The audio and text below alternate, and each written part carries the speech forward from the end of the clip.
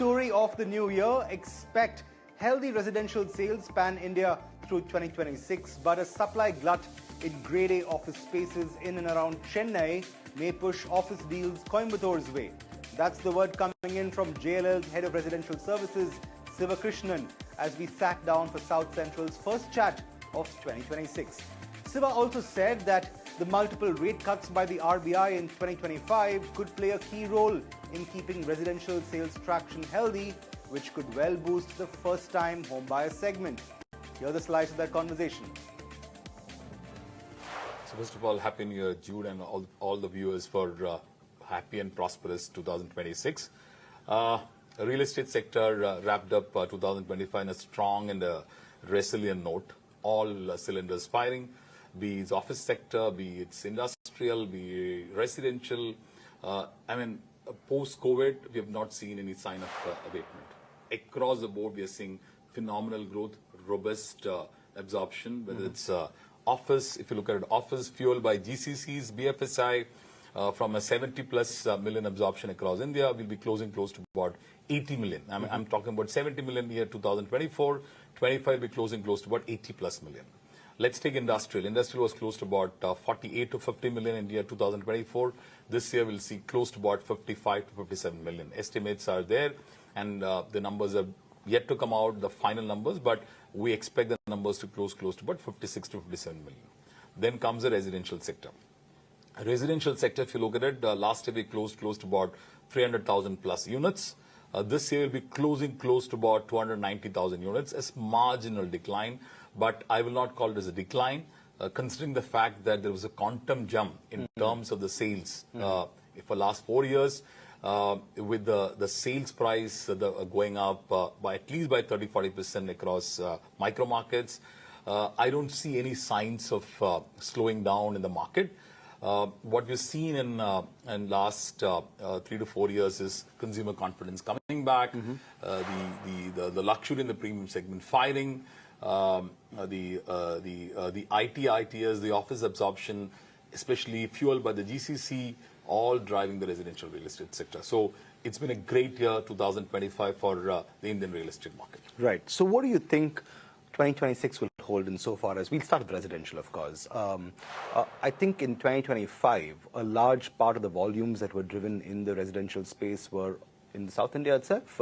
Bengaluru, Chennai, Hyderabad, all really sat and drove the real estate sale engines for the residential sector. Do you see this continuing in the new year? And if yes, to what extent in South India? So if you look at from the total sales volume, the South contributes close to about 40-50% of the sales volume. Across these segments, whether it's Hyderabad, Chennai and Bangalore put together. Bangalore contributing close to about 65 to 70,000 units, Chennai close to about 20,000 units, and around 50 to 60,000 units coming from Hyderabad. This is a typical number across board for these three cities. Look at from a holistic picture. The end users are back in the market, fueled by the premium housing. So from a 50 lakhs to a crore, we spoke last time, from 50 lakhs to 1 crore, the contribution of 1 to 3 crores have really fueled to close to about 50 to 60%. And that's what we've seen in last 3 years. And this is, as I said, fueled by GCC growth, office absorption. Also look at the RBI. RBI intervening last year 4 times with the borrowing cost coming down by almost by 125 basis points. This will have a great impact as far as the sustenance of the sales velocity is concerned. So this will continue for the year 2026 also. What I feel is that with the interest rates softening and inflation at check, I don't think the interest rates will really move up in next 3 to 4 quarters. I have a strong feeling that the mid segment will come back. Right. And that's the bottom of the pyramid, which is the much needed one. And that will further fuel the volumes. And I'm sure developers will come back to the drawing board and look at that segment very closely for the year 2026 and 27. That segment, which was gone on a silent mode, will come back in the year 26 and 27. Right. And that's what we'll see. Let's stick with that then. The mid-segment you see as the most promising one in the new year itself. And we'll come to commercial and office space in just a bit. But in sticking with the mid-segment itself, and like you rightly said, with the RBI interventions and the interest rate cuts, you could see a lot of positivity in this space. So In this year, if it isn't too premature to ask, what percentage of overall sales do you feel the mid-segment will account for in South India? So if you look at it, the overall, the mid-segment is currently hovering around 18 to 20%. And that will touch close to about at least double, 28 to 30% is what my gut feel for the year 26 and 27. Primarily because the fact that the affordability comes in terms of ease of paying the EMIs at the end of the day. With the RBI cutting the rates, I strongly believe this market will trigger and you will see a much needed, much required momentum happening in the segment, which is very important from an economy as well as the real estate sector is concerned. Right. And the three big South Indian markets, Bengaluru, Hyderabad and Chennai, do you see them continuing to account for a large chunk of these sales in the new year? Absolutely. Because if you take Chennai, Bangalore and Hyderabad, what fuels the residential market? It's the ITITS sector and the fueled by the office absorption. If you look at from that perspective, the ITITS segment has an affordability of close to about, say, with a combined income of close to about 70, 80 lakhs is the sweet spot they like. And with the interest rates abating, you will see this market coming back. So I strongly believe this is the market to watch out. And if this comes back again strongly, this will further fill up the whole sales velocity and sales momentum for the residential sector. Right. You know, moving forward itself, insofar as the premium to luxury sector is concerned, like you said, you know, even in earlier conversations, they had resurrected that sector and has accounted for a large part of the kind of high-velocity sales that you were seeing pan-India, more so in a city like Bengaluru as well, especially in the premium to luxury segment. Do you see this continuing to hold its own? And if we're talking South India, I'm sure Bengaluru, more than other markets, you would reckon, what becomes of this sector in the new year? In fact, I don't know whether I spoke last time, the market has moved from a rate sensitivity to a space sensitivity. That customers are looking more towards space, less towards rates. And that's why, despite the fact that the velocity, despite the fact that the rates went up, the prices went up in all the micro markets across the south, we didn't see any the volumes coming down. Right. And that's one of the reasons in the last 3 years, the continued momentum in terms of the housing sector is concerned.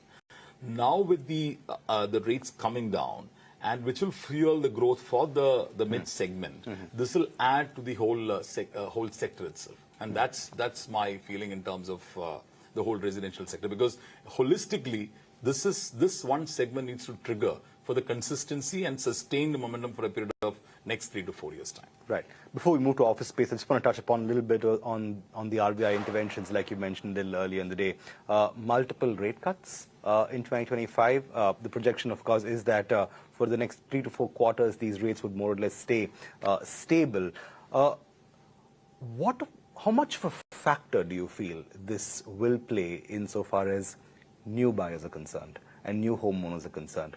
The first-time home buyer is always a very interesting demographic for any real estate player. Do you feel a lot more first-timers will now enter the fray insofar as capitalizing on these rate cuts and making good on attractive borrowing rates to venture into home buying? Very interesting question. In fact, post-COVID, we saw customers upgrading themselves from 2 BHK to 3 BHK, 3 BHK to larger 3 BHKs and 4 BHKs. Because, as I said, it was more towards space sensitivity, less of rate sensitivity. With the rates coming down, especially the borrowing rates, you will see this segment coming back, and you will see more of 2 BHKs and a conservative 3 BHK coming back to the market. And that's what we will see in next 2 to 3 years' time. And this will be the case even in the 3 big South Indian markets, you reckon? Absolutely. And that's the segment to watch out. Right. Let's move to office space now. I think the big headline of 2025 as far as India's office space markets are concerned is that Bengaluru, Hyderabad and Chennai together accounted for nearly 50% of volumes that year, driven largely by GCCs, one would reckon, but the IT, ITES and BFSI sectors continue to fire on all cylinders. What is your projection for the office space market in the new year in South India? So if you look at it, if you split all the 3 markets, Chennai contributes close to about 10 to 10.5 million square feet in a year. Bangalore will be closing about 22 million for the year 2025. Hyderabad will be close to about 11 to 12 million. So that's what I said. The 3 South Indian markets contributes close to about 48 to 50% of the total absorption for the year 2025. And with GCCs strongly accounting for the whole absorption, this momentum is expected to continue with backing from manufacturing BFSI. We expect the momentum to continue, but the only concern that we are seeing is the supply. Take Chennai. the grade A vacancy levels have come down to close to about 7 to 8%. And that's the only worry that we have in terms of the absorption is concerned. We will see the market moving towards a pre-commitment in some of the micro markets, especially Chennai, Bengaluru, and Hyderabad, because of the lack of supply in some of the micro markets which is wanted. But the absorption will continue, and not only from the metro perspective, but also in tier 2 city. The city to watch out in Tamil Nadu is Coimbatore.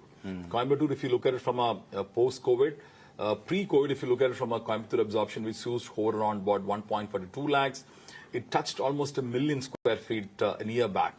And last year, there was a slight slowdown only because of supply scenario. And with the supply coming back to the market in Coimbatore, you'll see tier 2 cities also progressing well in next 2 to 3 years' time.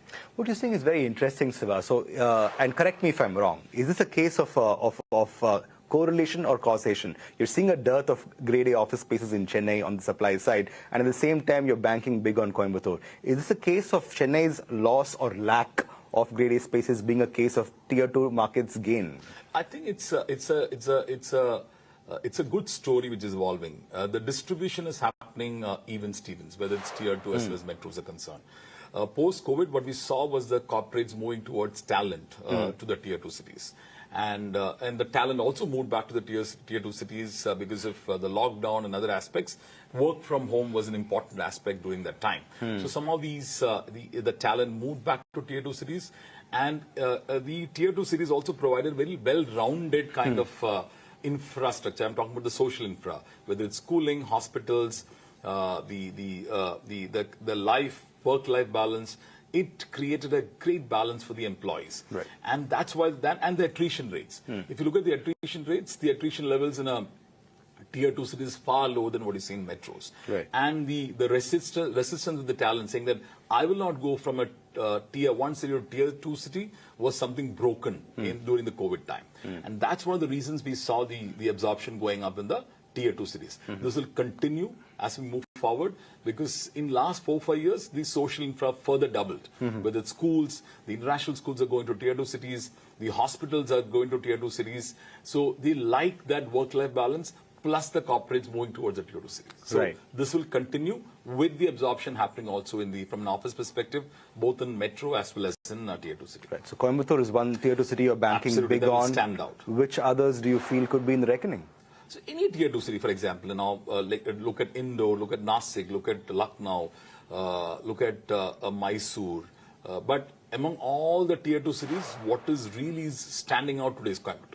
Right, absolutely. And I think that's no doubt, a big bet, given the fact that Coimbatore has always aspired to be just a bit more and do a bit more on all fronts. Is the tier 2, is the office space supply glut something that is unique to Chennai alone insofar as the South Indian markets are concerned? Do you see similar issues also in Hyderabad and Bengaluru in South India, or do you feel the supply situation might be relatively a little better placed in these two big office markets? I see it's a generic phenomenon across all cities. It's primarily because of the fact that the absorption really picked up in the last 3-4 years. And during the COVID time, there was a slowdown in the construction. It also added to the woes of supply coming back to the cities. This will get resolved in next 18 to 24 months' time, with a lot of focus on supply coming back to all the cities. So it's not a problem only pertaining to a specific city. Right. So moving forward then, what is the projection like for absorption in 2026 in the big South Indian markets? Do you see that momentum continuing? Do you see some sort of a consolidation? What is your projection on the absorption front? I don't see any change in any of these fundamentals for the year 2026, be it residential, be it as office, be it as industrial, or alternative asset class, or data center. I don't see any kind of slowdown happening. This will continue. The only one thing which I can say is that the prices are not going to come down. Reason being, we discussed again last conversation, the land prices, the way the developers have picked up the pricing for land is very high. And with that in consideration, the prices will not come down, but the velocity will continue to sustain because all the factors that we discussed. In fact, Siva, you preempted my next question. You say prices are not going to come down anywhere. What does that do to the deals front? Do you see land deals continuing? Do you see some sort of reticence from buyers itself? If prices are not going anywhere, where is the incentive really? Honestly speaking, I think developers will do a wait and watch mode from a land buying is concerned for next at least for 7 to 8 months time. They will look at relevant supply, relevant location before they jump in. Right. But as a real estate consultant itself, where is the best land bank available? I know for a fact that all developers are flocking to the south, in a sense. The numbers, at least in 2025, made that amply clear. But do give us a tip or two. Where's the best land? So I'll tell you, typically what we've seen is that wherever there is an IT-ITS absorption happening, especially look at Chennai as an example, where is the best traction happening? One, a micro market which is doing extremely well is OMR. It's fueled because of IT-ITS, because the affordability in terms of buying only comes from IT-ITS. The next micro market is your Mount Punamali High Road, again fueled by IT-ITS. These two micro markets will continue to run the momentum for coming years. It's not that manufacturing is not driving growth. The affordability factor today from a manufacturing side is still lower. So that's one of the reasons. So I'm only taking Chennai as an example because see GST. GST is a phenomenal corridor. We have got rail connectivity, you've got transport, you've got decent IT-ITS, but still it's not thriving because of the absorption that we see from an office front is concerned. Right. It contributes roughly 4 to 5% of the overall office consumption for the year any year for that matter. So that's one of the relevant factors which will drive the housing. So whether it's Chennai, Hyderabad, Bengaluru, wherever there's an IT-ITS office absorption, you will see the housing sector consumption on a higher side.